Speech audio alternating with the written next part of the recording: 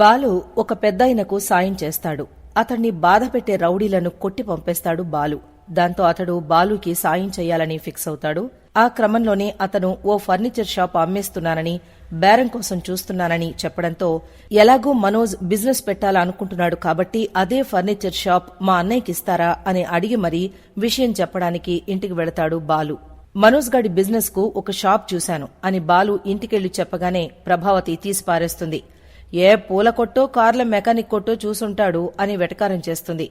ఇక నేను చూసింది ఫర్నిచర్ షాప్ అని చెప్పడంతో ప్రభావతి మురిసిపోతుంది.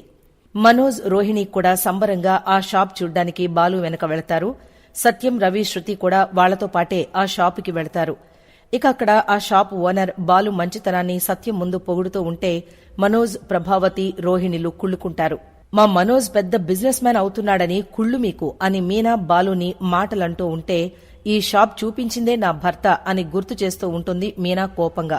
సత్యం, శృతి, రవి మధ్య మధ్యలో ప్రభావతి, రోహిణిలకు చురకలు వేస్తూ ఉంటారు. ఇక మొత్తానికి షాప్ నచ్చిందని కొనడానికి సిద్ధమంటాడు మనోజ్. రోహిణి కూడా సరే అంటుంది. ఇక లావాదేవీల గురించి మనం తర్వాత మాట్లాడుకుందాం ఆయనతో అని మనోజ్ అనగానే అందరి ముందు మాట్లాడనివ్వదు రోహిణి. ఇక ఇంటికొచ్చాక ఏం పేరు పెట్టాలనే చర్చ వస్తుంది. భోజనం చేసే సమయంలో అంతా చాలా సలహాలిస్తారు. మనోజ్, రోహిణి మాత్రం మాకు కలిసొచ్చే పేరు పెడతాంలే అని అంటూ ఉంటే ప్రభావతికి మాత్రం తన పేరు పెడితే బావుండు అన్న ఎక్స్ప్రెషన్స్ ప్రభావతి మొహంలో కనిపిస్తూ ఉంటాయి.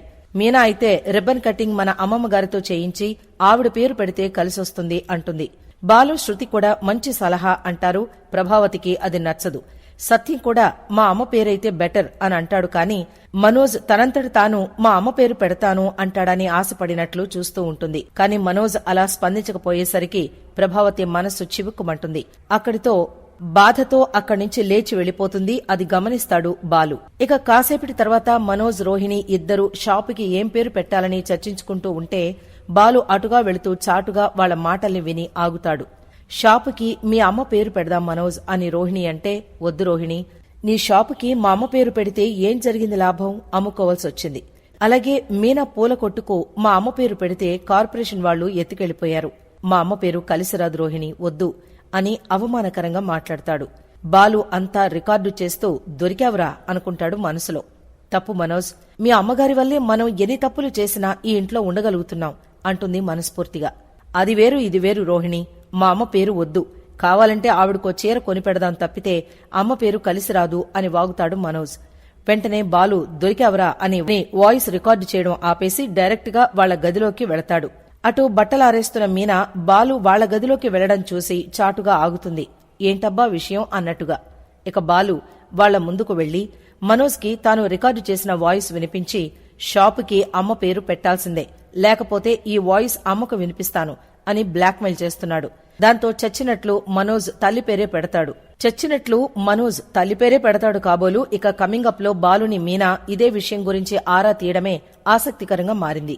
మీకు అత్తయ్యకు క్షణం పడదు. మిమ్మల్ని ఆవిడ తిట్టడం, మీరావిడ్ని రెచ్చగొట్టడం ఇదే కదా మీ పని. కాని ఆవిడ మీద మీ మనసులో ఇంత ప్రేమను దాచుకున్నారా అంటుంది మీనా. దాంతో బాలు కళ్ల నిండా నీళ్లతో అమ్మ చేత్తో అన్నం తినాలని ఆశగా ఉంది. కాని అనుకున్నవన్నీ జరగవు కదా. అప్పుడప్పుడు నన్ను శత్రువుగా చూస్తుంది. అంత మాత్రాన ఆమె నాకు అమ్మ కాకుండా పోతుందా? నన్ను దగ్గరకు తీసుకుని గుండెలకు హత్తుకోకుండా ఉంటుందా అని ఆశతో ఎదురుచూస్తున్నాను మీనా అంటాడు ఎమోషనల్ గా. మొత్తానికి ఆ షాప్ కి ప్రభావతి పేరు పెట్టడానికి కారణం మన బాలునే. ఆ విషయం ప్రభావతికి తెలియక ఇక మామూలు బిల్డప్లు ఇవ్వదు కాబోలు రేపటి నుంచి. మరిన్ని వివరాలు తరువాయి భాగంలో చూద్దాం.